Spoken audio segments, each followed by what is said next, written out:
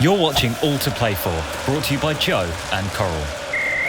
Hello, welcome back to All to Play For. I'm Tom Davis. As always, I'm joined by Joe Cole. How you doing, Joe? Mate, so great to see you. So good to see you. Sparkling. You're looking Mate, you're looking very healthy. You can see you've been out on that golf course this week. Yeah, I've been shanking it about Chigwell Golf You're Course looking a very few lovely times. and tanned. Give them a shout, see if we can get some discount on my tea times.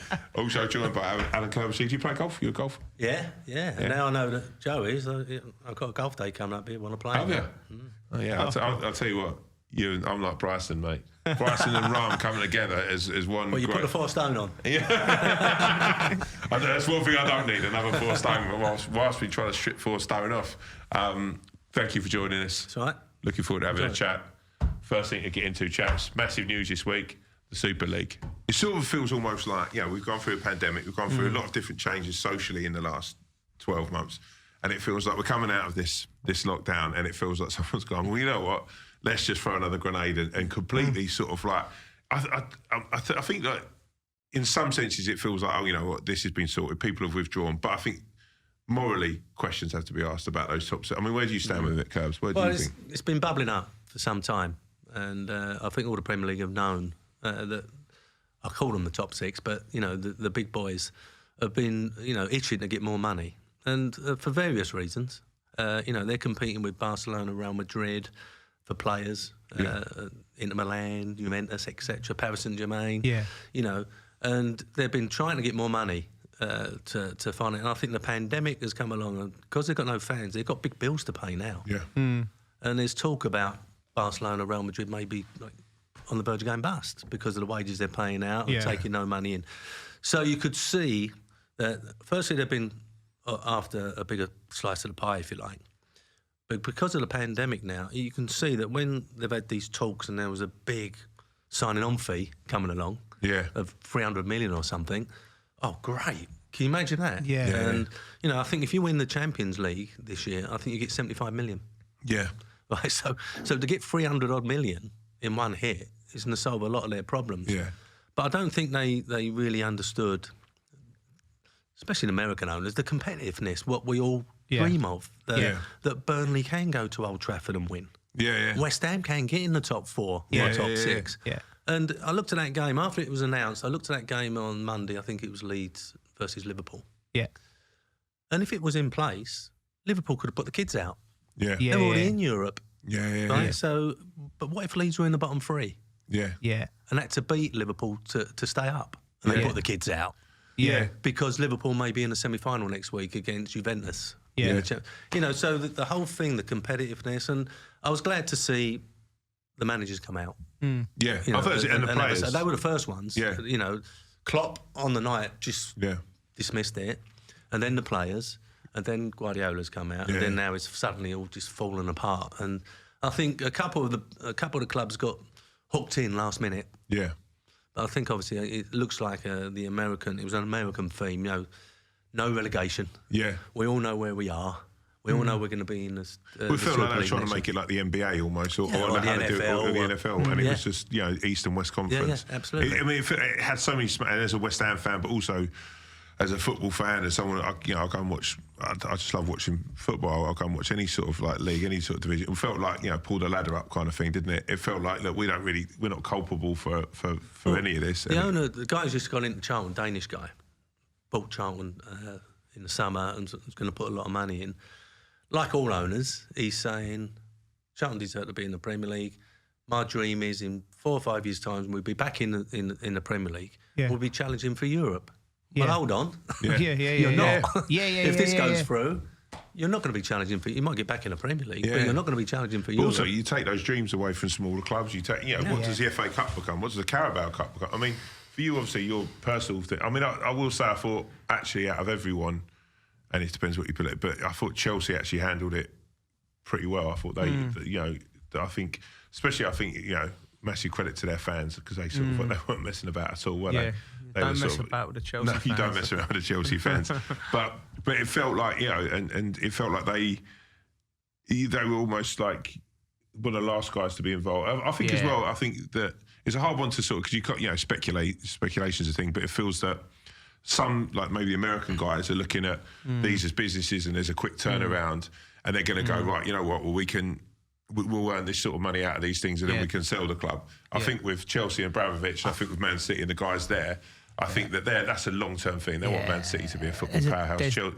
Abramovich has been, 18 years he's been there? 18 years. So I don't think that's And he has a feel for the club as well. Like people obviously his political situation now, he can't go to the games, but he loved it. He watches every game. He's on the phone every day. But I agree with Curbs. I think the American side of it, the Arsenal's, Man United and Liverpool's, their business model is, they buy it, they sort of asset strip it, they borrow against they take money out, right? Dividends, so they got the shareholders that they need to. With Man City and Chelsea, I think they're owned by a countries basically. Do you know what I mean? So I think what they've done is they've sort of like I said, it's a bargaining tool for trying to get more of a slice of the Premier League money, and they've just gone in last minute. Not really. It was all seemed rushed. It our consciousness on the Sunday when the Sunday Times released it. So I just think, the managers were brilliant. I thought the players were outstanding in everything they come out, and the fans, like the Chelsea fans, to do that.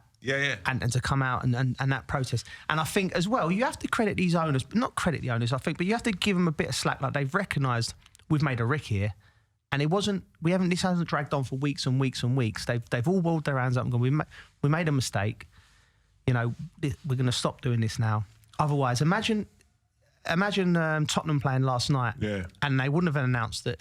Imagine if the Tottenham fans would have gone there, and then the Liverpool fans would have gone, and it would have been carnage. And the one thing the world needs at the moment is a little bit of continuity and a little bit of things. So I think, from that perspective, I think they've made a rick. All these owners, they've admitted they're sorry, and it won't happen again. Let's hope so.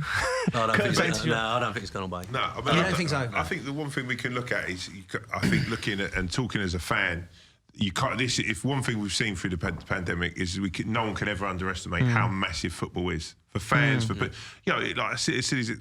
missus couldn't have given two shits about football before the pandemic, but it's become a massive thing in our house because it's on. It gives you something. There's not a lot of new TV. Nothing to do with West Ham in the top four. It might be that.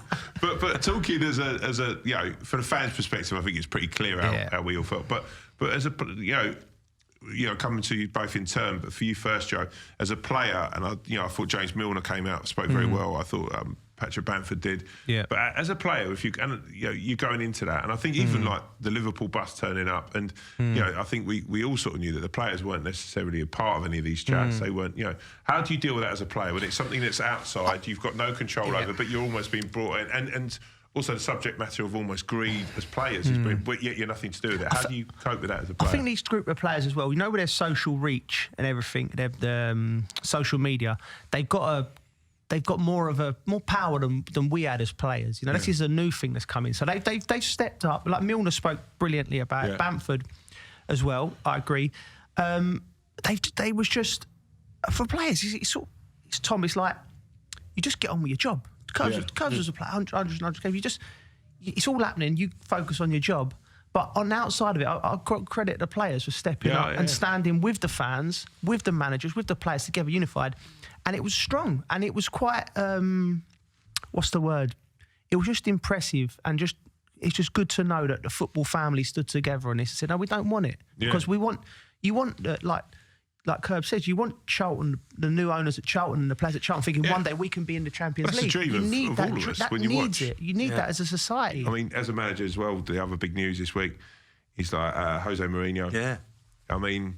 Well, there's another person who never played, really. Yeah. He's played with us once. We had there was 6 lads were training and we was in an indoor bit and one of them went down injured and he joined in. But because he's such a character... No one wanted to touch, let him have the ball, like the gaffer. Really? Do you know what I mean? Everyone was so respectful of him. And he listen, he'd tell you himself he wasn't a player, but he actually done all right because everyone was like, going, oh, there you go, go and pass it off, boss. I think anyone could play if you play like that. Essentially, like if you're playing with a child. I'm going to go near him. But I remember I went to Birmingham. Jimmy Smith was the manager.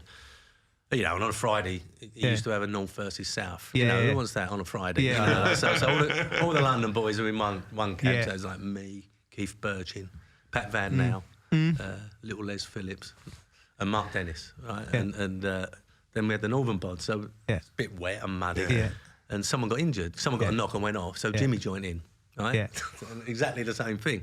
He looked like the guy out of Kes. You remember the film Kes? You know, when he has his hair, he says, "I'm Bobby Charlton." Anyway, he's got the ball, and he's done that, and Mark Dennis has come in and gone bang and kicked him up in the air. Right, so Jim went up in the air and he turned around like that, and he knew it was him, and he went, "Right, you're off," right? And he sent him off to 5-a-side. And Mark walked off, and we carried on playing. But yeah, I don't see too many managers joining. Did you used to get stuck in when you used to? Did you used to have a kick about? It's funny that you're talking about like young managers. I think it's a little bit easier for Lee Bowyer and Scotty. Yeah. Because they can actually still demonstrate. Yeah. They can actually get out there and when players become player managers, like I did at Charlton with Stevie Grit, we were still part of the group, and well, I should have said squad really, shouldn't I? Not group, but you know, we joined in, and they knew that we used to play, and I think it helps you. Yeah. You know, like Frank would probably join in at Chelsea or at Derby. Yeah. And especially the demonstrating bit. If you want a free kick done or you want certain things done, it helps you. Yeah. You know, so until we could do it and not make fools of yourself, then you get out of there. It's a weird time as well where he was just talking about Super League, and I think, for me anyway, I think everyone who was in the Super League signed up for it should be 20 points taken off, puts West Ham second. I was with Noble the other night. Yeah. I was with Noble the other night, and we talked about that, and I said, "You know, you're going for the title, son." He said, "What a season!" If they deducted the points, it's West Ham or Leicester, ain't it? Yeah, it'll be West Ham or Leicester, yeah. Mate, yeah. It's been a strange few years, isn't it? But that would be even stranger. Imagine that. Imagine the court case. Imagine the lawyers. Yeah. Imagine West Ham lifting the Premier League title, big man. Would that make your day? Nah, Joe, I'll take it all in my stride. Joe, if we finish 6th, it's made my day. I'm grinning for... If they get in the Champions, Nobles don't retire. He'll end up carrying on. It'll be an incredible thing. I think I gave him his Premier League debut. Yeah, he did, yeah. Well, he played before, I think, but in the Championship. Yeah. And him and Harry came, very similar situation. They was both going out on loan. Yeah. And when I got to West Ham, he was due to go out on loan back to Ipswich, I think. And I think he felt, change of manager, I might have a chance. Yeah. And Harry Kane similar. Tim Sherwood took over from Villas Boas, I think, and Harry Kane was due to be going out on loan. And he thought, no, hold on, I might have a chance. And they've both done exactly the same. Yeah. You know, come through, and they're one of your own, which is not many of them, is there? So you've managed lots of good young players. Well, what's the same thing that they've all got? When you see a young player, how do you know he's going to do it, or don't you know, or do you think, how many have you got right, and some you've got wrong? Well, we had quite a lot. We had Jermaine Defoe at Charlton. Harry pinched him. But no, I think when you see the young player, you know instinctively they got the talent. You know instinctively, but it's their character. You know, and Lee, we used to bring Lee in school holidays, Lee Bowyer at Charlton. He used to train with us when he was like 13. Yeah. And you'd be having a finishing session, and then miss the goal. But then run after his ball, and bring it back, and bunk in the queue. You know, you just felt, you know, he just wants to be a footballer. And that's all he wants to be, like what you were saying earlier about your boy. But you see it instinctively. But then as they change from about 14, 15, other things influence them. Obviously, when I was growing up, and probably yourself, you know, we didn't have this internet and Xbox and, you know, up in your bedroom. You know, he was out in the street playing. You know, and what time's tea? What time do you want me in? You know, that was that. But obviously, that's took away. But you can see, I think, when players are about 11, 12, you can see, and then you start thinking about, are they gonna? Oh, he's a bit small. Is he gonna get bigger? You know, that sort of thing. But invariably, if they've got the talent, at 10, 11, 12. When I retired, I did a year at Chelsea in the academy learning, and like the system now is like the envy of the world. Like what we do, produce our academy systems in the Premier League, and that filters down to the Championship academies at League One. The way that they coach these kids now, it's brilliant. Like little things like that. Like we would have gone straight on to 11-a-side at like 8, 9 years of age. Like mud up to your knees, you can't even move. But now they don't even get onto 11-a-side until they're 11. They play 5-a-side, 7-a-side.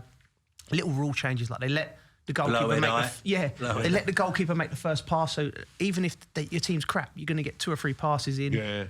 And they just teach the kids, and the system's working now. That's why we're producing Foden's, Grealish, Maddison's. And funny enough, players. when I was at West Ham, the Great Escape or whatever, the biggest selling shirt the next season was Nobes. Yeah, but I think that was because he was homegrown. But I think that's the other thing about it. And the fans related that he come from Abbey Arms, and he was one of them. But I think that's the sad thing I think that's why you had so much there was so much affection towards you when you were and like yourself. I think it's a big. I mean, that's a big part. I think that's why, whether you're not a City fan, you're going to love Phil Foden because he, from everything you read about the kid, he was all he wanted to do was play for Man City. You know, but if you go back now and you look at what were things like when you first started management in the 90s? For then, when you look at like how you brought sort of players through, and when you were at Charlton, because as Joe's saying, there was a lot of these young kids that you were. Depends what situation at the club. When I was at Charlton, obviously. We went to Sellers Park, then we played at Upton Park for 18 months. We didn't have no money. Yeah. So if you young player and you had something about you got given a chance. Yeah. And then, I go to West Ham when you're in a relegation scrap. You feel you can't give them a chance. And the only one that got a chance was Nobes. Yeah. And to be fair, he was in my face every day in training. He was just like, look at me, making a tackle, getting in people's... Yeah. And then I gave quite a few in the next season. Freddie Sears and Collins, Stanislaus, Tompkins, they all got a chance. He was great. Tompkins still plays, doing a great job. They were bringing, they had players of quality coming through, and I wasn't afraid to play them. Yeah. But I think the higher up you get, when the expectation level is that much greater, it's more difficult, I think, for a manager to put young Joe Cole in when he's got experienced man over there because he wants to get in the top four. Yeah. And so I do understand it's the young players are getting stifled, I think, at the top end. Yeah. But you're still getting young players coming through mid-team but down the bottom. I mean, that's the thing. I mean, I suppose it's when I go back and look at that Great Escape and I look at, Tevez obviously, but like Nobes in that season, he I think almost. I suppose that everything that sort of happened since it was almost the perfect sort of chemistry of a young lad who came out of the way, who took almost everything on his shoulders as a young kid and was like, I'm having this type of thing. There was two things, and you're going to remember this, both years, but I think we're beating Tottenham 3-2 with like a few minutes to go at Upton Park. Got beat 4-3. Nobes has played in it and he scored and whatever. And I've got two memories from it. Firstly, as we come off, he's on the pitch crying. Yeah. Because everyone thinks we're down with 10 points adrift and 9 games to go and whatever. And I've come out of the ground thinking, oh, we've been done. Yeah. But they played well. And it's the first week I'm not even thinking about making any changes. Yeah. Right. I can have a week where I've not got to pull a player in, so I'm leaving you out of Blackburn. Because they played so well, I could concentrate on the team for the first time in about a month or 6 weeks. Yeah. And we went to Blackburn. Sneaked a result. Don't know how we done it. We won 2-1, and then the rest is history. Yeah, it all started changing. Is it? Because that's a weird thing, and talking about that in a sense of, because I guess that's something I never see as a fan, is that you are going, and it's a bit like when me and you at the top of this, we were talking about playing golf, and you're like, you get. You're playing well, and you get to the 8th hole and you shank it, and then your head goes, shit, well, right, okay, I'm going to start working on that. My grip's wrong. Yeah. Maybe I've got to do it. And you start playing around and you tinker with your game, and then it weirdly comes back and you start. How much more relaxing is that when you go, right, I think I've got these 11 now who might be able to get us out of it. Yeah. And well, what happened, I think, from that day onwards, from the Spurs defeat, we played 13 players. Yeah. In that 9 games. We won 7 of them, but we played 13 players because we was winning, and the team stayed the same, or roughly the same, apart from an injury or a knock, and we carried on. That's how we got out of it. Yeah. And it's great. Joe will tell you, if you play on a Saturday and you come in on Monday, know you're playing on the Saturday again. Yeah. Within reason, you're Yeah. playing. Yeah. Different atmosphere completely. Yeah. And to be fair, the players that are not playing, they accept it. You're not getting knocked on the door saying, well, why aren't you playing me? You got beat on Saturday. Why you're going to leave Joe Cole out? Yeah. But when you're in a run, and I always thought I had this conversation with Fergie a couple of times. How do you keep your squad in check when you're a top club? Yeah. He said, because you win every week. Yeah. So if Mourinho come to you and said, you're not playing tomorrow. Yeah. Oh, I've been playing Yeah, great, yeah. all right. But you win, you've got no argument, have you? No. You know. When I thought you were talking about that season when you first came into West Ham as well, and one of the big things I suppose was Mascherano and Tevez, and it was that thing of you came in so they'd been signed before you got in, Yeah, right? Alan Pardew signed them. Yeah. The club had signed them, and then I came into it. Yeah. Did you know anything about them at the time, or? No, obviously I knew they were top players in Argentinian and etc. But I didn't know the ramifications about it. Yeah. You know, third party ownership and all that sort of stuff. Didn't know anything about that. And to be fair, they had an interpreter there, who young kid he was, and he was, you know, I brought Mascherano in, and Mascherano was really unhappy. Yeah. Hadn't been playing, and he wasn't well. I think he'd been ill, food poisoning or whatever. And then I brought Tevez in, and he just wanted to play. He wanted to stay. You know, Mascherano wanted to go, but he wanted to stay. Yeah. And, you know, so that was the first sort of conversations I had with the two of them. And funny enough, the first game at home was my first game for West Ham manager was Man United at home. Yeah. And I walked in on the Wednesday, and there was 4 coaches there. It was like Ludo, Kevin Keane, Keith Peacock, and I said to him, right, go on then, give me your team for Saturday.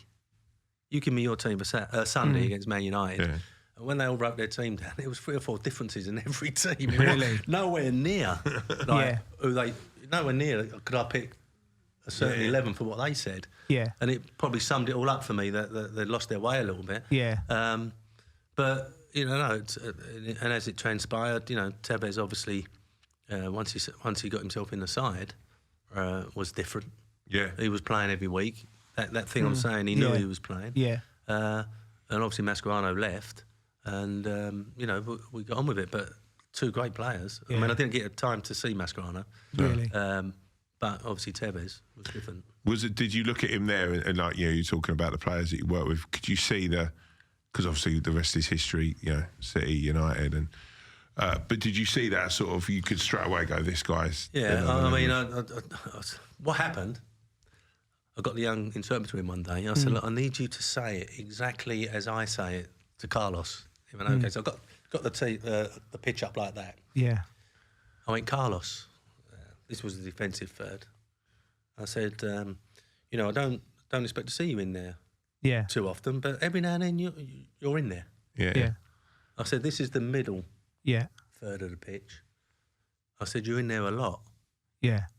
I said, this is the top end of the pitch. You're never in there. Yeah. Right? And I said to him, tell him as I said it. And he went, bub, bub, bub, and Carlos went, like that. I went, how are you going to score a goal? You're never in the attacking third. Because he wanted to be involved in everything. Yeah. And when he scored against Spurs, his first goal in 20 games or something. Did you speak to, like, obviously every manager sees things different. Did you speak to Pards and ask him why he wasn't playing him? I don't know.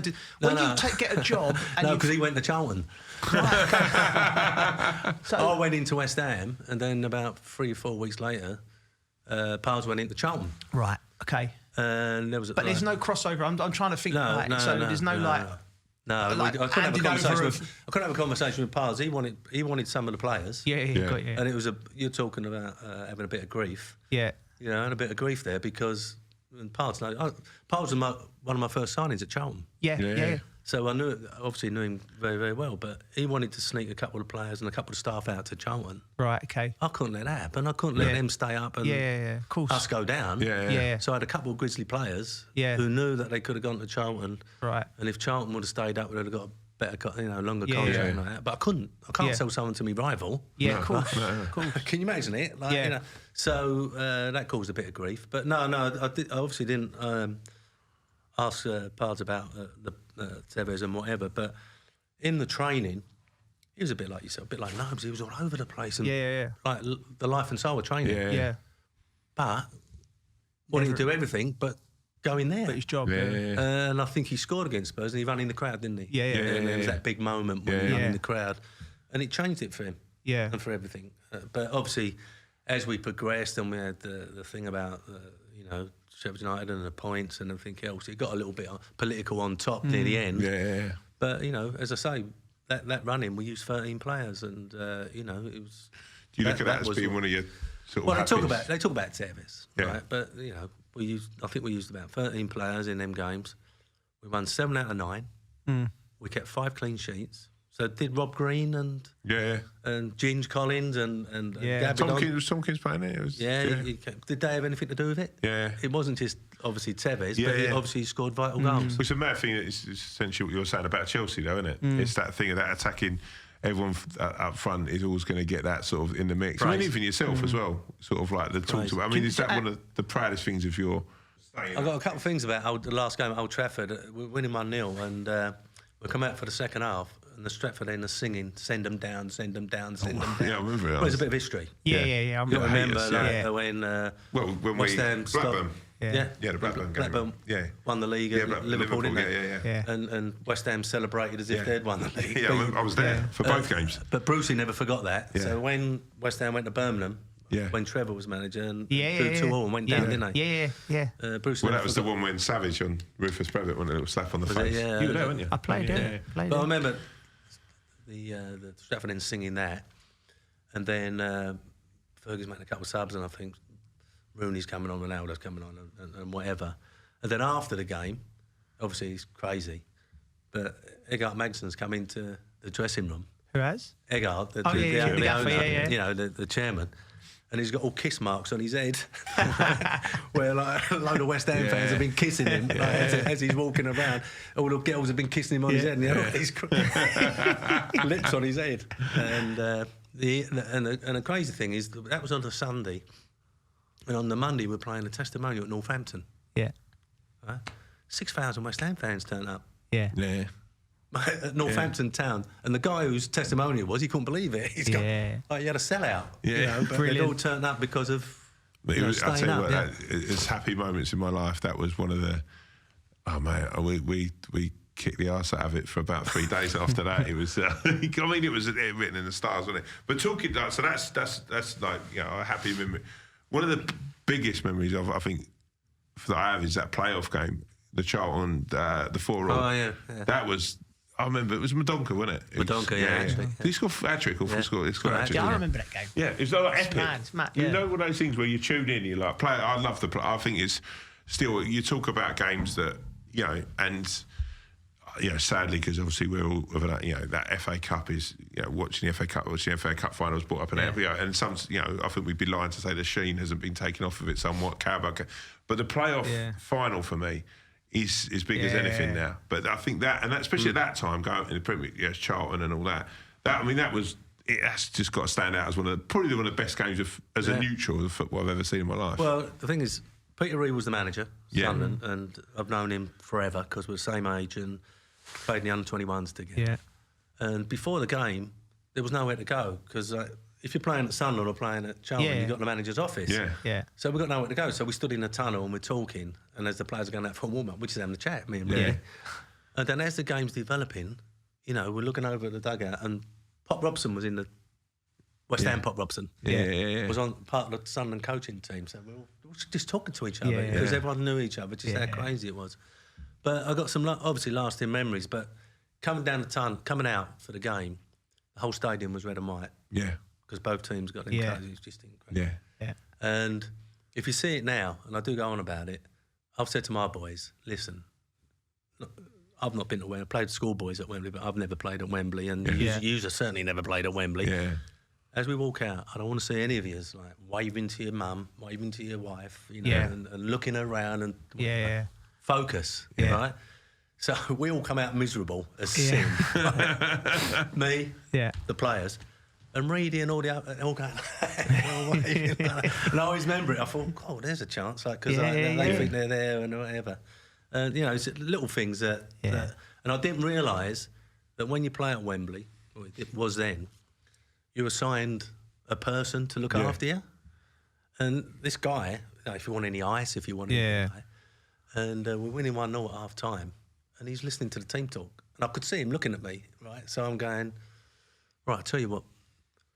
That was really like offensive, Sunderland. I said, and we was like a bit counter-attacking pace and whatever. I said, we got them where we want them. I said, we got them where we want them. I said, we can get through 10 minutes. I said, they're going to open up, and when we got a chance to break, go, right? There's only one person I don't want to go. You, Keithy Jones, you just stay. Yeah. Let the others give it like that. Yeah. And I looked in the corner of my eye and he's listening to it, the Batman or whatever it was. We've come out and all the Sunderland fans were at the tunnel end and we've come out and by the time I've sat down and really got it, comfortable, we're 2-1 down. And all I could think of was this guy listening to the teams all going, well, that didn't go down well. And things like that, you remember more. You're watching All to Play For, brought to you by Joe and Coral. I've been with my wife now 45 years. We're childhood sweethearts. We've been together since we were 16 and 15. Oh, come on, Joe. You're starting to make me cry now. What's up with you? Jeez, Well, that's the intention, Alan, to make you all cry. Check out the full video now to find out why Joe is Alan's next winner. Well, didn't both clubs, did Sunderland go up the next year? Yeah. So then they both stayed in the Premier League a long time. So you were obviously a good group of players. To be fair, Joe, that's what happened. On the day, if we'd have got beat, I'd have lost half my team. I knew. Yeah. Markinseller, Richard Rufus. Yeah. Mendonca. They'd have gone. Yeah. Premier League clubs would have come in. Yeah. But I knew that Sunderland could recover. It was so big, Sunderland and Reedy and that, and that's exactly what happened. Yeah. They recovered. They went up the next year. And they've become a good team for. Yeah, it was Quinn and Phillips, wasn't it? At that time. And Charlton has both clubs stayed for 10 years. Yeah. 10 to 15. Yeah, it was there for some time, but we went back down. Last game of the season, then went back up. Right, okay, and then you stayed for a long time. Yeah, we're nearest to us is probably Burnley now. Yeah. Right, yeah. Daichi went down, now he's been up there for 6 or 7 years. Yeah. Similar in terms of like your teams, I remember playing against them and they were just organised. Yeah. Like I said, and you always got the best. You look at the team sheets and there wasn't big names. You didn't really have big name players, but they organised, drilled, hard to beat. Catch you on the counter-attack. Yeah, but it was funny. Gally tells a story, and it is quite funny. Getting into the valley is hard enough as the away team on the bus, and you go down all the streets and whatever.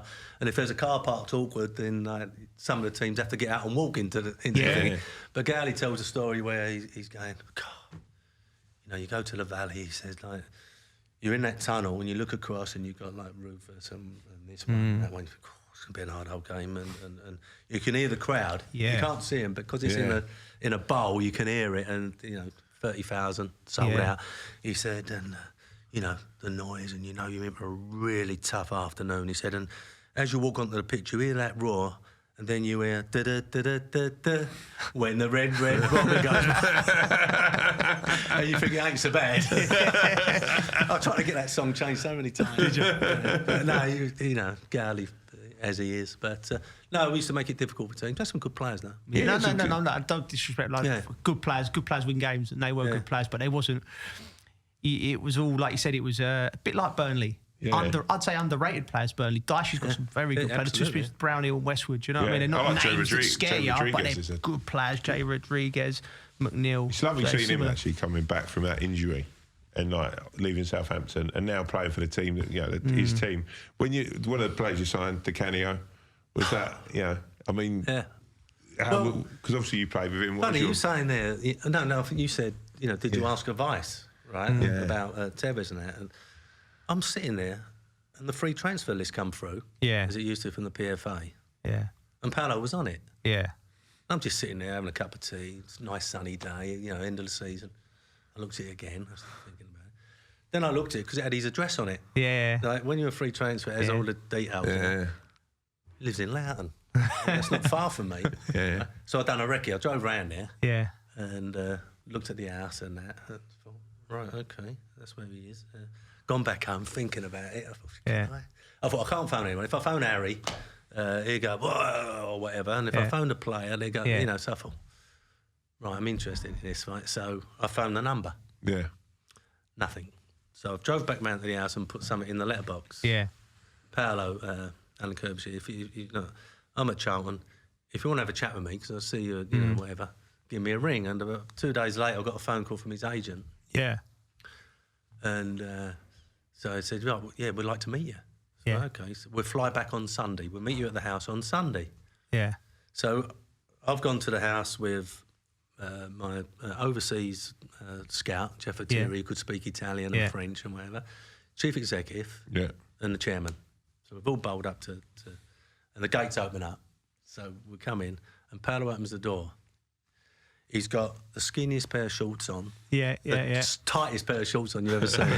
And the tightest T-shirt, just to show off, his body. He's fit. Whatever. Boss, come in. So we've gone in. And my chief executive had a video that we made of the history of the club. Yeah. When we're trying to get investors to buy into the club, and when we're trying to build a new stand and whatever. And it was the history of the club. So we've gone in and we've said to Paolo, look, we'd like to just show you this video first, just to show you who we are and where we are, and not just another team through the tunnel, whatever. And we showed the video to Paolo, and he turns around and he goes, oh, the history. 1947 winning the FA Cup. I didn't know the history of the club. Boss, I love the club, the history. I just thought Charlton, hard. I love the history. Paolo loves the history, right? So we got through that bit, and Paolo goes, boss, I'll make you a cappuccino, I'll make you a coffee. So we've gone into the kitchen, and I'm sitting like this, and he started to he's boiling the milk, and he's like got the beans and whatever. And I'm looking in them shorts thinking, blimey. Anyway, cutting all story short, I hear Roberto, I think his name was, the agent. Paolo, blah, blah, blah. So Paolo goes, boss, the boys need to talk. Yeah. So Paolo went out into the hallway, having a discussion about what we've offered him. I had nothing to do with that. The chairman does all that. Yeah. What we've offered him. So Paolo comes back into the kitchen. I went, boss. I love the club. Not that much. I went, all right, okay, we're nowhere near it. But obviously we sorted it out. Yeah. And first day's training, I took in, and young boys like Scotty and Kincheski all over, Paolo, Kincheski apparently had pictures of him on his wall. Anyway, Paolo's come in, and I took in this head of medical, guy called Wayne Diesel. Ended up going to Spurs when I left. And he came from Gloucester Rugby Club. Right. And he wanted to introduce the ice baths. Yeah. Right? Can you imagine it? Right? Yeah. But we didn't have the facilities at Sparrows Lane. So he built these big bins, Anyway, the lorries turned up first day training, loads of ice, and he's bunged the ice in, whatever. I think, God, first day, trying to explain it to the players. So we've trained, and I've got the Mervyn Day... Merv, 5 minutes. I'm going over there with Wayne, with the ice baths. Bring them over. No warm down. This is the new thing. No warm down. Straight in the ice baths. So they've all come walking over, and I can see him. And Paolo, after the first day's training, he's in front. Yeah. You know what I mean? They're all behind him. Yeah. So they've all stopped. So I've said to Wayne, explain what the ice baths are about and why they're good for you. So Wayne starts explaining it, and all listening and whatever. And Paolo goes, Wayne, why would it be good for Paolo? So he said, well, Paolo, what's going to happen? He said, you get in there for a minute, and then get out a minute, get out. I can assure you your legs will not be so tight and stiff tomorrow, and you'll be good to go. So you say this is going to happen? Yes. Can Paolo, and I'm looking at him thinking, he's going to ask another question. I think, just jump in that bath, because if you jump in, they're all going to jump in. All the boys are going to jump in. So I'm looking at him again. He went, Paolo has one more question, Wayne. Can Paolo keep his shorts on, because he doesn't want people to see him? I went, just jump in there. He jumped in, they all jumped in. And he looked at me as if to say, you know what, you owe me one. Because he knew. And the only other thing, because he done great for us. That's the year we finished 7th, the highest we've ever finished. We should have finished in the top 4 or 5, but Scotty left and went to Chelsea, derailed us a bit. But, leaving him out. Right, so I've heard about, like the stories about leaving him out and whatever. So I'm going to leave him out. We're away from home. I'm going to leave him out because how am I going to deal with this? So Mervyn went and got him, said the girls wants to see you. So as he's coming upstairs, I think the boys have told him, like, if you get a tap, you're half a chance you're gonna be bombed, So as he's come in, he's gone, right, Paolo. He I said, look, got a decision to make, but he went, Paolo understands. Paolo understands. I'm here to teach. Really? He said, I want people to... He said, your players, he said, they're great. He said, and I want them to see Paolo as a teacher. Yeah. Wow. You know, and understand what you need to be as a professional and everything. And he took it right on the chin. Right? Yeah. Amazing. I thought, cool. I was a bit like that. I thought, God, Yeah, great. yeah. Second time I brought him up to leave him out, it was a bit different. Yeah. He Yeah. wasn't the teacher anymore. Yeah, He was yeah. Mr. Angry. But I think he saw us as coming in. He knew the players were going, oh God, looking up at him. Yeah. Yeah. And he had a responsibility. Yeah. And he was 34, getting on for 35, so he wasn't that firebrand, and he came into us a bit different. And the only other thing, and all the Charlton fans will remember this forever, is we're playing Arsenal, and we're losing 1-0. 10 minutes to go, we get a penalty. And no one else is going to take it. Yeah. No, he's grabbed the ball. Yeah. Matty Holland was a penalty taker. Yeah, I know, yeah. But he's grabbed the ball. I remember. He's grabbed the ball, and I'm sitting there. Lehman's in goal. And he's come up and chipped Lehman. I remember it. Yeah, the dink. Right, the dink. Yeah. And let me tell you, Charlton fans go on about their history, like Yeah. 70,000 crowd against Aston Villa and all this. Yeah. No one's ever seen a penalty like that Yeah, before. of course. Yeah. We couldn't believe he done it. Yeah. You know what I mean? But like a Charlton player going up and dinking the keeper. For a massive game. Yeah. What's your memories of that chilled Di Canio, or do you remember a more fiery? Both. Both. He was sometimes he was the most professional fella you've ever met. He was streets ahead in terms of how he trained and how he looked after himself. And his ability was unbelievable. He was in his prime at West Ham. I saw him in his prime, and it was a case of we played 4-4-2, and it was just we're going to get the ball to Paolo. And I was in midfield, centre mid or off the left, and you try and get the ball into him and play off him. He's such a good player. I see this volatile side to him, and then as my career goes on and I finish my career, and then I can see why it didn't work for him. Like I said, he's 34, 35, being left out of a game, and he'll blow up because he was so passionate. When he was at Milan, for instance, he was never going to. He'd fall out with Capello because he was such a character. Like, and he wanted everything. He wanted the ball all the time. You know, I just think at West Ham and him was a marriage, mate. The way our team round him was, we were gung ho. We was everywhere, and it was great to watch. And then sometimes it went really wrong. Yeah. But he found his own, and he's a great player, and that's where his best years. But if he would have gone he had a chance to go Man United. Yeah. But Harry accepted a bid from Man United, and I think Paolo and himself knew he wouldn't have been able to be that player, and he made a good decision to stay at West Ham because one of the most technical, gifted players I've met. And he was flawed. There was flawed, but he was genius of a player. Mm. Yeah. I mean, I would have loved to have had him when he was at his prime. Yeah. For all the problems he would have had, because he'd have been, and he would have attracted players as well. Yeah. That's the other thing. Yeah. Fantastic for us. I think as a fan as well, you love watching someone. Number one, because like Joe had that thing, but you love watching someone. Number one, he's and he felt like such a character in the game. He felt like, and he just feels this sort of like, it's just, I don't know, there's almost something supernatural about the way he was and the goals he scored, but also just the passion that he shows.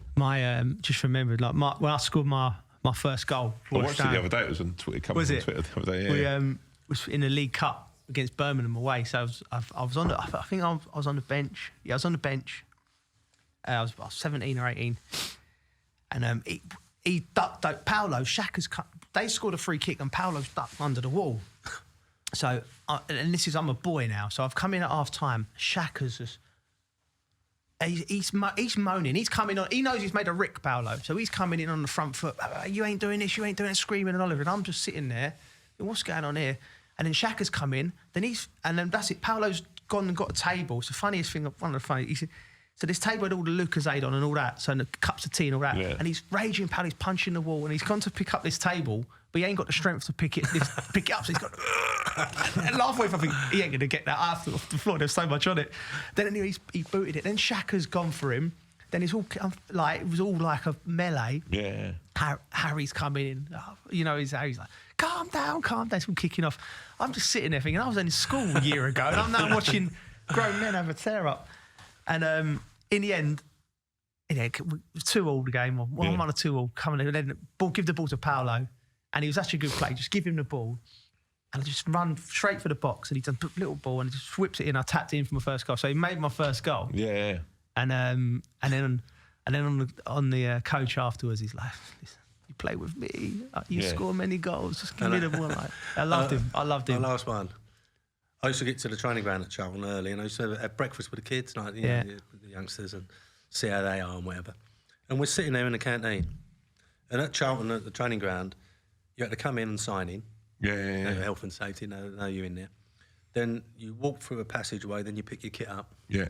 Then you walk through another passageway and you come into the canteen. So I'm sitting there with a couple of young players and we're talking about, what was on TV. Like, have a chat with them. And I can hear him. So obviously at the reception, they've said, "You all right, Paolo?" Right. Then he's picked his kit up and they must go, "You all right, Paolo?" Like that. As he's coming through to the canteen, she's waiting for him to walk in. Like, what's that? What's the matter with you? And he's got the paper, the Sun or something. Look. The Sun, they've got a bad boy 11. And Paolo's in the team. He said, "There's Razor Runner, there's this one there, one blah. Paolo's in the team." What would I go? Yeah. All I did was push a ref over. He said, "Why am I in the bad boy team? I train hard. I'm a professional."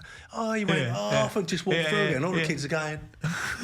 See, you didn't know what you were going to get with him. But he was That's brilliant. beautiful. Yeah, I love him. Amazing. Love him. Yeah. One last thing, like when you talk about West Ham, but you were there, the Icelandic takeover, and what happened there. How did things pan out in your mind there? What was your preconceptions going into that, and then obviously how it all sort of... Well, I didn't obviously know him. Yeah. And when I went into the club, it's interesting, and I don't mind admitting it, when I went into the club, I had a clause inserted in the contract that I had last say on people coming in and out. Yeah. And, I didn't know who I was working with. You hear now so many stories of people buying players and everything. Yeah. And I had total control of Charlton, so... But I went in and I understood the takeover that they bought the club, and but I didn't understand is, and I think I'm right. Allegedly, they lent a lot of the money to buying the club off of Icelandic banks or whatever. So when the problems came with the financial crash, people wanted their money back, and there was a big outstanding loan, and. I think the club were paying the interest on it or whatever, but I didn't know anything about that. I hadn't understood that. So when the financial crash came, everyone was in a bit of trouble, and they brought. I think the banks brought someone in, and it was getting a bit really messy.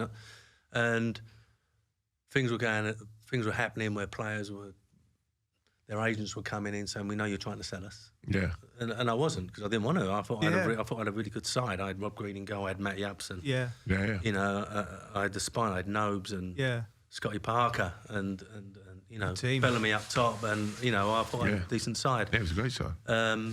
But things were going on, and players were obviously being sold and that. But I was not aware of it all, the financial side of it. I never done any of the transfers. I obviously said I want Joe Cole. Can we try and get Joe Cole? But I never got involved in any of the financials. I didn't know what the players were on. Etc. But obviously things were taking a turn for the worse, and my clause I had in it wasn't counting for much. Yeah.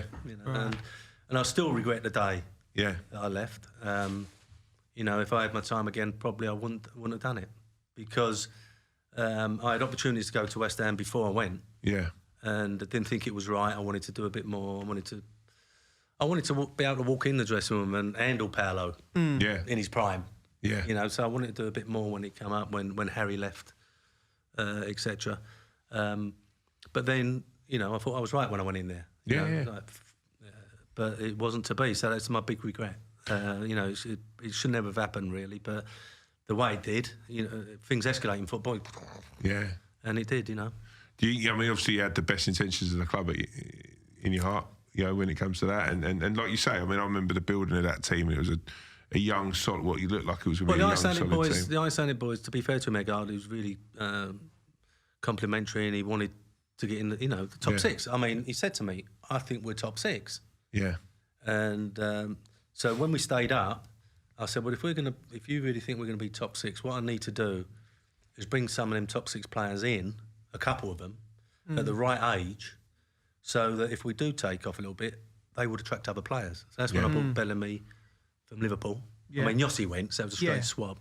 I brought Scotty in, Fulbert from Bordeaux, etc. That they were 23, 24. And if we started doing it, Matty Upson, if we started doing it, then we could attract a Joe Cole, or we could attract... Because they'd see that there was 4 or 5 players that had already been in the Champions League and part of it. So that was the plan. But obviously I never got to... That season, we finished 10th. Lots of injuries or whatever. And then we started the next season. I know it was only about 4 or 5 games, but we were 5th when it all kicked off. So that's why, I've got massive regrets about that. But at the time, I thought there could only be one boss. If you're in a football club and you want it to run right, then the guy who has to make all the decisions has got to be the boss as well. Do you still think that's the case now?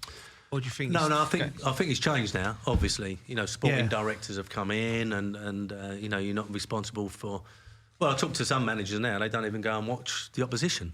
Yeah. Because they've got people doing it for them. And the sporting director, if I say I want an attacking midfield player, they bring me 6 names. Is that how it works? They could bring you 6 names, all different ages and different prices. Yeah. And sort of basically say, well, there's the 6 that we think could be right for us at the moment. Yeah. But if you buy that one at the top end, you might not buy that fullback you're after. That's because you've got the budget. And invariably, the sporting director has a link with the chairman or the owner and the manager. But when these sporting directors were coming into the game, there wasn't a connection between the manager. They was coming in with the financial people. So it wasn't that connection, We talk about management and talking about one of our favourite bits of the show, what really happened, Joe's favourite bit, is so you were you up for the England job, up for Liverpool? What was it? No, I was up for the England job when Steve McClaren got it. Yeah. I got interviewed. Well, it was strange really. It was me, Sam, Martin O'Neill, Scolari, I think. Wow. And Steve, who was already working with Ericsson at the time. And the first interview I had was like just a break in the ice with Brian Barwick and another guy. And I actually met him at my brother's house. Yeah. But it got out, and they've got a picture of us coming out of the house and whatever. And I was always, it was accused that perhaps I had leaked it somehow, but I hadn't. Yeah. And when the phone scamming come in, certain people that had... Mate, it was that, that was that time, That time, and it wasn't me that leaked it. But cut a long story short, obviously the club knew. When it came to the second lot of meetings, we had a quarter-final replay somewhere, so I couldn't go on that one. Yeah. Right. But I think they all went to a secret location and managed to give their brief over or whatever. Yeah. And then I had another brief interview, but I never thought I was going to get it. Yeah. I was just happy to be around it. There was talk about Liverpool. Yeah. I think the Liverpool players, quite like Gerrard and Danny Murphy, 1 or 2 others, perhaps wanted an English manager to come in to whatever. When was this? I think before Benitez went in there. Right, okay. Before Benitez went in there. What happens in, if you don't mind, what happens in a meeting, like if you're going for the England job? I mean, because as an England fan, there's a part of me that looks at where you were back like, at that point.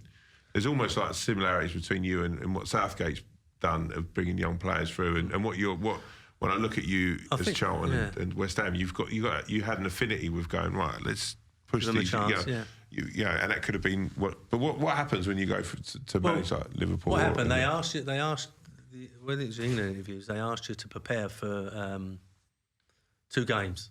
Right. Okay. In a championship. Yeah. Like Euros or World Cup qualifiers or whatever.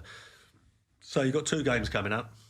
and they wanted you to outline what you would do, how you plan for it, your training, what you're trying to do, when you get the players in. There was a lot of talk about, Joe know more about it than me, but some teams played on a Saturday, some teams played on a Sunday, so you've got to have a get-together at some stage. And I think some players were coming on a Saturday night, some players were coming on a Sunday, and I think Terry Venables used to make them come on the Monday. Everyone come, so there's all different ways. What sort of training would you have? And obviously, if players have played on a Saturday and a Sunday, some of them need a recovery, some don't. So they just want to know how you would prepare for 2 games. So that was the brief and etc. Some of the managers managed to do it all by video, but I never got that opportunity to do that. But no, it was interesting. I always thought, because Steve was working with Ericsson at the time, but I thought the talk was to have to have a couple of us on the fringe, coming to the get-togethers, but just observing. So that we understood what it was like being an England manager and being part of it, but not part of it. Just being on the periphery, but, seeing how Sven worked, seeing how Steve worked. And I thought it would have been a good idea to bring the next manager would be English. For me, I'm with you. I think it needs to be English. I think, I've worked with Sven. I love Sven. He played me all the time. But I think it's important as a national team. We had so much talent. You had, Big Sam, Curbs. Martin O'Neill's not English, but he's British. Who else? And now, same thing. You got Eddie Howe. Scotty Parker, Stevie G, Frank, all these younger, new generation you got managers. You got loads. You got English managers. I got linked with the 21s job. I've not heard nothing. Do you know what I mean? But that would be, we talk about international football and you talk about tournaments. I mean, that would be something that would excite me because you get to work with the best young players. And I just think, having come through the system with England at every level, then played for the full squad, you have a wisdom when you're standing in front of the players. You know how they're feeling. Like, for instance, the last that's tournament. why Gareth has got a much better in. Because when he went into the England setup, he'd been there and done it, played and understood what the pressures were. Yeah, you need the other side. I think with the FA are good at the moment. They've got a great groundwork, a great framework of coaches, so many staff. I've been in and around a few of the younger squads, so I know that they got that sorted. But I think that last little bit for the 21s is like, when they're coming into a tournament, and you've got your Callum Hudson-Odoi, who's just been playing regularly at Chelsea, and played for the full squad, and then he's been dropped to the 21s, right? So, I mean, I know that, I know how he's feeling. That happened to me, so I know how he's feeling. So you go in, you get your arm around him. Do you know what I mean? You can't get the best out. I think there's a lot to be said for managing England because it's such a short period of time. You're not coaching the players in the sense like you're not going to give them a system, get them out to play, make them feel happy, go and do it. And you've got to be ready, I think, in the big moments. When I think about my England career, the big moments, the quarterfinals of the World Cups and all that, that's when you need that little bit of magic, that little bit of something to do something. And I thought Sven was fantastic organiser, great getting the group together. But I think there's a few crucial times when he could have stepped up and done something a bit better. You know what I mean? Changed it around a little bit, or a little bit. Even if he just raised his voice, do you know what I mean? But so with Gareth, I think Gareth's got that as well. As well as you can see he's got background. that still in him. He's got that about him. Is that something though that you'd look at that under 21? Would that be something like where? I mean, I say I'm not ready, but something like that. I think being an Englishman who's proudest thing of my career was playing for my country 56 times. If that was the case, I feel it's like a bit like a calling rather than a job. There won't be many jobs. I'll have an interview with that, but I think that's what it needs. That is, you're the right age for that now. Yeah. If you know what I mean. Yeah. I mean, when I did my year at Chelsea in the academy, and I learned so much, and they had me do the guys there because they're so good at educating. They thought, right, we can do a presentation. So I had to do a presentation on 3 managers I've worked for, and it's like a 40-minute talk with all the PowerPoint, all the things going off, and I had to prepare it. And just for that 40-minute talk, it took me 2 weeks to do. And I'm practicing. I'm in my bedroom with Carly sitting there. I'm like, then Jose done this, and then before her turn, she just goes, "Shut up! What are you talking about?" But I did it, and it went well. I felt good feedback. You know what I mean? It felt good. Yeah. Just to stand up there and talk to all of the coaches in the academy. It was brilliant. No, I don't know the ins and outs, but when I see Wayne Rooney going into Derby without, I don't know if he's done his badges, but see Scott Parker when he was at Fulham was doing his badges. Yeah. I've got me badges. I've done them. Yeah. I don't know about Wayne. Yeah. I don't know. Yeah. But for that, so 60%, I think I'm right. 60% of first-time managers never get another job. I know. Yeah. Wow. Right. So that's basically saying to you, you go in, and if you don't do it straight away, then there's not going to be another opportunity. Yeah. You know. So my advice is, sometimes it gets thrust on you, like Wayne now. Yeah. But if you've not got any experience behind you, it's very, very difficult. And if it don't work, Yeah. you're gone. Yeah. That's a scary thought. I don't want to. I was thinking there, I was going, well, Alan's really revved him up here. He's going to go and apply for that under 21 job. What I'm saying is, you've got to have.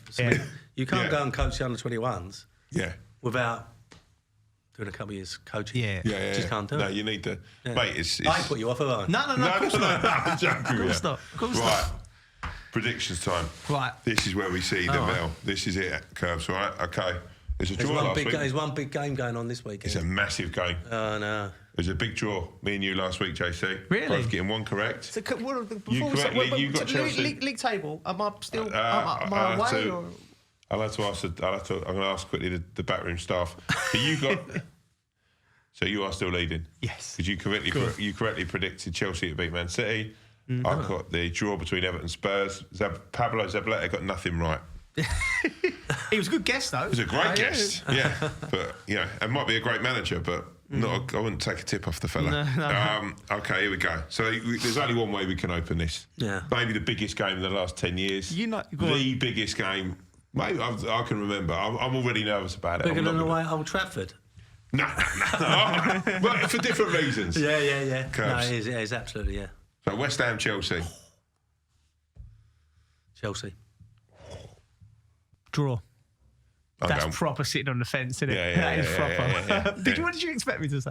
I was thinking you were going to say Chelsea. Really? Yeah. No, I said Chelsea, waiting for you to see your reaction. No, but No, I can't look. I think we've just sort of got to get at them. You've got to hope that, they've got Champions League in the midweek. They've, the FA Cup final. They've played more games. Well, I'm going to go West Ham. Yeah. There's no way in my. He was never going anywhere else. You sounded like you was trying to convince yourself. Though. No. I've got a big bet on this as well with friends of ours. Yeah. So if it goes wrong, You ain't dropped the odds in yet. For No, Coral yet. yeah. Come on. Odds from Coral, West Ham 15-4, draw 13-5, Chelsea 4-5. So you see what the Coral are thinking there. Right, next up, another massive derby. I'd say one of the best games to watch as a neutral. Leeds Man United, cracking game. What are you thinking? Man U. I'm going to go with Leeds. I think Man United might have other things on their mind. I don't think they're safely in the top four. Would that fair to say? Yeah. I think they got the semi-finals, didn't they? When's that? Next week, you're right. Next week. Is that next week? Yeah. I think knowing players at that stage of the season, and Leeds, you can't go. Leeds are the sort of team. If you're on it, you'll beat them. If you're not, because of the way they play, the energy, and Bielsa gets them at it. They're like one of my. I like watching Leeds. I love watching Leeds. So I'm going to go with Leeds to beat them. I'm going to go Man United. And also I want to give you a chance. I want to go Man United. 6 weeks left. 6 weeks left. I want to go Man United. I think they make it interesting. I think it's Man United. Mason Greenwood, great the other night. We talked about young players. 5-1 first goal scorer. Love Mason. He was a great little player. He's such a natural finisher, isn't he? You just get the feeling when he's got a chance, he's going to go in. A bit like Solskjaer. Yeah. You know he's going to go in. He spent a lot of time. Solskjaer said he's the best finisher he's ever seen in a Said young it? player. Wow. And that's some that's some assessment of him. Yeah. So, yeah. So then we've got the League Cup final, Man City versus Tottenham. So this is Man City to win from behind is 9-1. That's not a bad bet as it goes, but I think Man City are going to win from going in front. you're gonna smash it. You think? Yeah. Man City. I want to go Tottenham weirdly, and not because I don't think Man City. I think Man City are an exceptional football side. I would have got if Mourinho was still in charge. I'd have gone Man City all day. It's a silly thing to say, but as soon as that happened, I put a big. Do you think that's why it happened? I don't know. I think there's obviously more reasons to that, but there's a part of me that thinks. I don't know. I just think that the players are going to come out, and I think I hope anyway. Tottenham are going to give them a right game. I don't know. I've just had a weird inkling that it's going to be Spurs. I might be right. It's Anything a can cup. happen, can't it? Cup Exactly. I just think that they've got nothing to lose, and no one's going to. Yeah, it's going to be it's a great weekend of football. I mean, West Ham could come out of it, and we could be chatting. Amazing. Well, it's such a big game, isn't it? Yeah, it's massive. You know, like 3 points, like both on the same, but 3 points difference. West Ham got a good run in. Yeah. I think Chelsea got a couple of tough ones in there. If West Ham avoid defeat in this game, I think it's on. Big man. Barcelona. Sipping an Estrella on the beach of Barcelona. I've already heard that all the West Ham boys want Juventus away. Yeah. Like 20,000 are going to go. Oh, mate, I'll be out there. I'll be one of them. I've been waiting for this my whole life. Imagine since the Intertoto Cup days. Are we still signing a petition to get the medals sent for us or what? Just the Intertoto Cup. When we won the Intertoto Cup at West Ham, they forgot the medals. They still haven't got it. Really? When we got beat in the Cup Winners' Cup final in Heysel. Yeah. I was sub. I was only 17, and I never got a medal. I went up on the thing to get my medal. Oh, really? Everyone shook my hand, and that was it. I thought all the medals would be in the dressing room or something. I never got it. That's when got beat 4-2 Vanderbilt. I was 17. I played in the quarterfinals. Yeah. Against Den Haag. Yeah. And was sub on all the other games, Eintracht Frankfurt and whatever, and sub for the final, but never got a medal. So it was a loser's one anyway. We'll start a petition now. It was a loser's one anyway. Alan Curbishley has been thanks. amazing chatting to you, mate. Thanks, honestly, it's so insightful, and I'd love to see you do that, though. I'd love to see you work with a younger guy. I'd love to see amazing. you come back in the game. Yeah. Well, it's a bit Who longer. knows? Unless you get a job. That's it. Yeah. Running around the corner. I've Around the corner. Yeah, exactly. I'll be knocking on your door. Thank you, JC. Great to see you, big man. Love to see you in the flesh. You've been watching All to Play For, brought to you by Joe and Coral. See you next time. You've been watching All to Play For, brought to you by Joe and Coral.